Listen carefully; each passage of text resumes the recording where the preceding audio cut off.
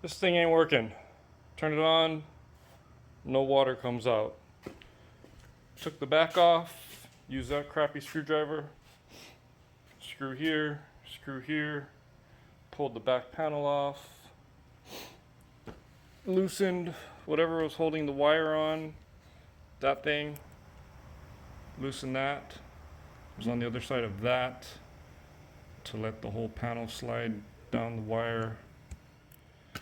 Inside, I've discovered, among spider webs and scary looking wiring, this blue wire looks like it's supposed to be not melted off of that. So I'm gonna reconnect that and see if that's the problem. Wish me good luck. Okay, so I use these tools to strip away wire and that, and I put a new one on. Hopefully I don't have to replace this thing, but that looks pretty bad if you ask me. This wire is a little short. I should probably clean this up so the contact is better between that and that. Wire brush or sandpaper should do it.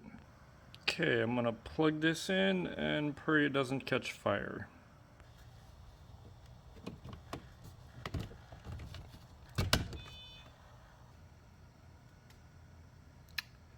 We have power. I'm gonna turn it on.